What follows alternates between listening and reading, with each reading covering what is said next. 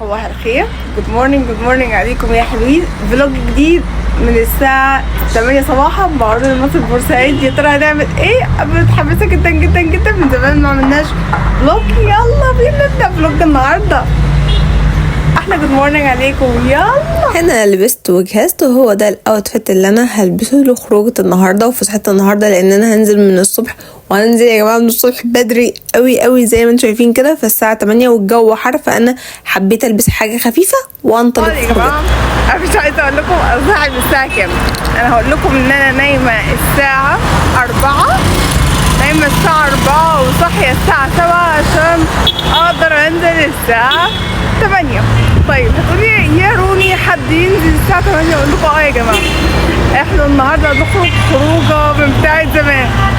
انا واصحابي من ثانويه عامه قررنا ان احنا نخرج ننزل نفطر مع بعض، بسبب انهم متجوزين وفي اطفال، فاطفال يعني مدارس، يعني مفيش وقت بالليل ان احنا نخرج سوا. فقررنا ننتهز فترة اللي هم في اليوم الدراسي وكده، ونستغل الوقت ده بما ان المامز هما اللي بيودوا ولادهم المدرسة وبعد ما نوديهم في المدرسة ويروحوا كده ونطمن عليهم نخرج احنا وننطلق. فده كان بالنسبة لنا انسب وقت ان احنا نقدر نخرج ونتجمع ونتقابل في المدارس. مهما تعملوا هنتقابل برضه. فاحنا متجهين للمكان اللي هنتجمع فيه، ويا ترى هنعمل ايه؟ مش مخططين لحاجه.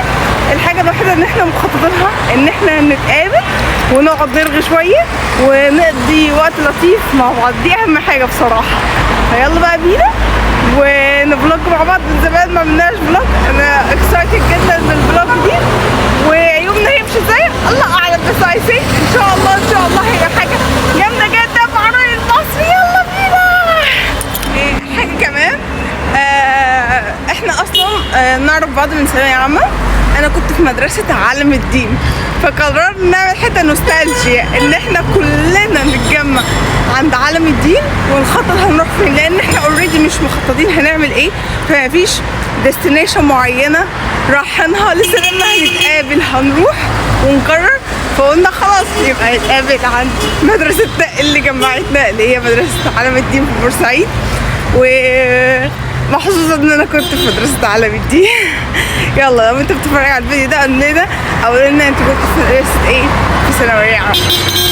بالرغم ان الواحد يعني يعتبر نايمه مش كتير خالص، هما كلهم 3-4 ساعات ما يكملوش كمان، بس الواحد متحمس قوي. يحس ان انت شارب كده قهوه على اسبريسو، فالدوبامين بسطك كده، فاهمني؟ فالواحد لا مبسوط جدا بصراحه. خروج الصحاب حرفيا بتفرق، بتغير المود توتالي 180 درجه. لا بجد صحاب نعمه، ربنا يديمنا في حياه بعض دايما يا رب. خلاص انا قربت عند عالم الدين اهو، هقابلهم واقول لكم هنعمل ايه في بقيه الفلوج. يلا بينا صحابي وانطلقنا الى بلاك فوكس، وقررنا نقعد عند بلاك فوكس وناخد الفطار من عند بلاك فوكس.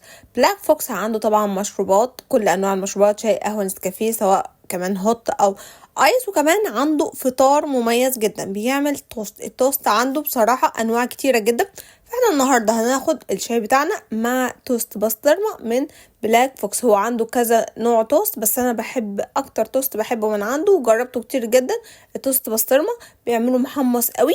واحنا اشترينا شيبسي طبعا يا جماعه، شيبسي تايجر، شيبسي مصري من اللوكال براندز. جربت التوست والحشو التوست كان حلو قوي. الحشو مش فاضي ومش مليان قوي، لا الحشو السعر مقابل القيمه، فالمنتج حلو جدا. والتوست محمص تحميصه حلوة قوي. تحميص التوست وحاطين عليهم كده بهارات البطاطس خطيرة يا جماعة. التركيبة كلها عجبتني قوي، طبعا مع كوباية شاي لذيذة. لا التوست عند بلاك فوكس حلو قوي. وهو عندهم ممكن تختاري يعني بيس واحدة او 2 بيس. انا طبعا اخترت 2 بيسز لان ده فطار وكنا جعانين، مع كوباية الشاي والجو حر جدا، فلا خلاص فرهضنا.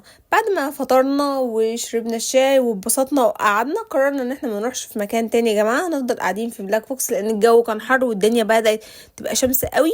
فقررنا نجرب تاني حاجه من عند بلاك فوكس. قررنا نختار من عنده اللي هو الصودا بالكوكا كولا. بصراحه الصودا بالكوكا كولا دي طلبناها وجت في وقتها جدا. الجو كان خلاص بدأ يحرر قوي وخلاص بعد الفطار والشاي لا محتاجين نشرب حاجة، فطلبنا صودا كولا وجت في وقتها.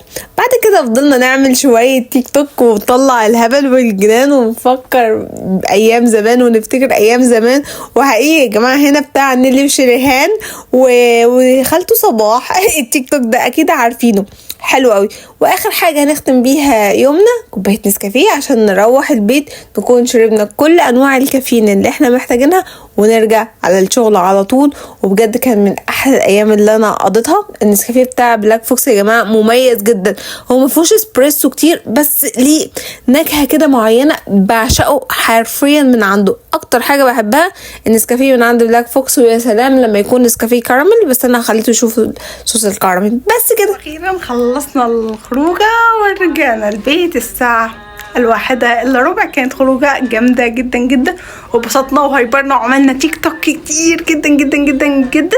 دي كانت الفلوج الصحاب او فلوج الفطار مع الصحاب. يا رب يكون عجبكم. ولا عجبكم الفلوج ده ما تنسوش تعملوا ايه، تشوفوا القناه وتفعلوا الجرس وتاكدوا ان انتم مشتركين في القناه. يلا اشوفكم في فلوج جديد مع رويال مصر بورسعيد. يلا باي باي.